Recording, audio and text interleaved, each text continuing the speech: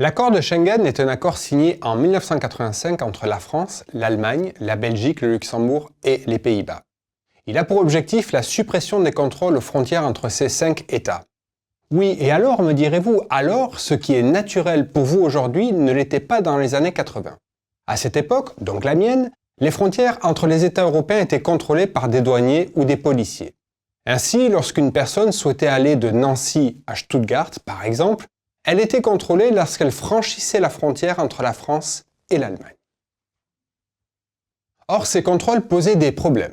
Pratiques tout d'abord, puisque les zones frontalières étaient le théâtre d'embouteillages monstres. Les week-ends, les queues immenses de camions attendaient d'être contrôlés, notamment au pont de Kehl entre la France et l'Allemagne. Économique ensuite, puisque le temps perdu à la frontière avait un coût. Le New York Times avait indiqué dans un article qu'un chauffeur de camion pouvait mettre jusqu'à 12 jours pour faire le trajet Amsterdam-Milan, alors qu'un tel trajet ne prendrait que 2 jours si les contrôles étaient supprimés. Politique enfin parce que ces contrôles allaient à l'encontre d'une Europe qui devait garantir la liberté de circulation. C'est dans ce contexte que la France et l'Allemagne ont décidé de proposer une solution révolutionnaire: supprimer les contrôles aux frontières communes entre ces deux États. Pourquoi ? Parce que la confiance qui existait entre la France et l'Allemagne le permettait. Pourquoi contrôler les citoyens français qui vont en Allemagne et les citoyens allemands qui vont en France, alors que ces deux pays sont amis ? Par ailleurs, et pour les citoyens étrangers, les États considéraient que les contrôles exercés en France et en Allemagne étaient suffisamment sérieux pour ne pas être multipliés.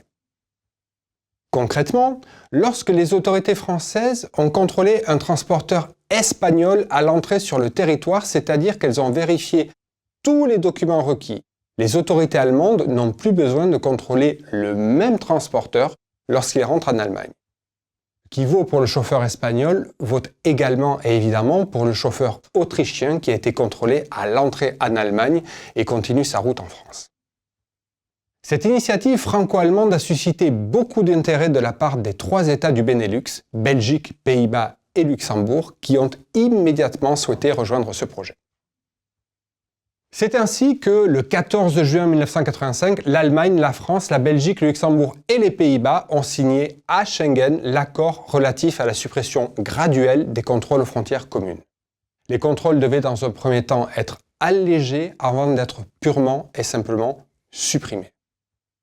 Débutée à 5, la coopération de Schengen a été un succès puisque aujourd'hui, l'espace Schengen compte 26 États.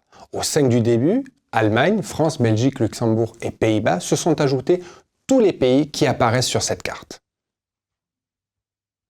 Aussi, si le principe de Schengen est simple, son fonctionnement l'est en revanche beaucoup moins.